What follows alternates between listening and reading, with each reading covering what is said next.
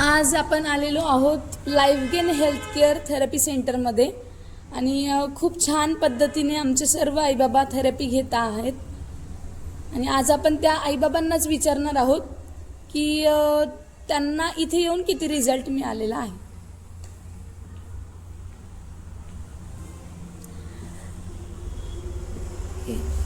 खूप छान दादा थेरपी घेत आहे आणि यांचं वय जास्त नाही वाटत आहे.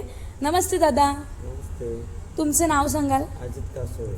अजित कासोळे. दादा तुमचं वय किती आहे? माझं वय आहे 33. कसला त्रास आहे? मला कमरेचा त्रास आहे, डाव्या पायाचा त्रास. ओके, कमरेचा त्रास आहे आणि डाव्या पायाचा त्रास आहे. याच्यासाठी तुम्ही कुठे कुठे दाखवलं?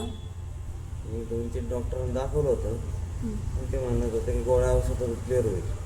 ओके, गोळ्या घेतल्या का तात्पुरता फरक पडायचा, महिनाभर काही वाटत नव्हतं. त्यानंतर मग मी पण ते गोळ्या वगैरे घ्यायच्या सोडून दिलं.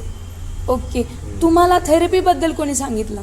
मला एक योगा झाला तो, तर तुमच्या जे थेरपीचे डॉक्टर साहेब आहेत ना, त्यांची गाडी बंद झाली स्टँडसमोर. तर मला फोन आला, गाडी बंद आहे असं असं. मी इथून गाडी ती स्टार्ट करायला रात्री 12 वाजता गेलो. योगा कसं झालं, मी सरांना विचारलं तुम्ही काय करा. त्याने आपलं एक थेरपी सेंटर आहे म्हणे अकोले बायपासला.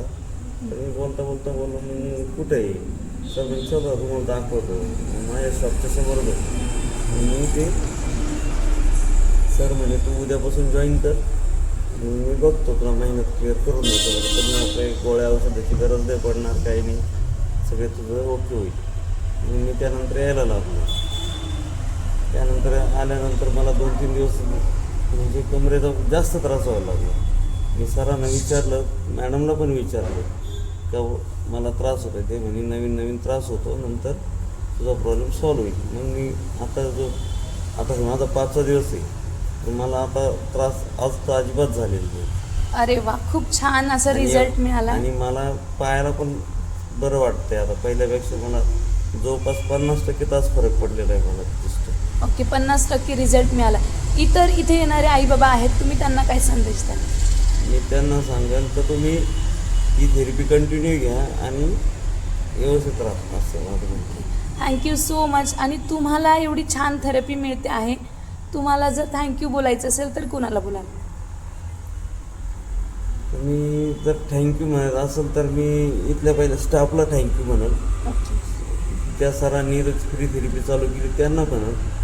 आणि जे मी ज्या हे इक्विपमेंट आहे किंवा हे साहित्य मशिनरी वगैरे यांना तर थँक्यू नक्कीच करतो. ओके, थँक्यू सो मच दादा. तुमचा अनुभव खूप छान आला आहे आणि इतरांना सुद्धा तो खूप प्रेरणादायी ठरेल असं मला वाटतं. थँक्यू.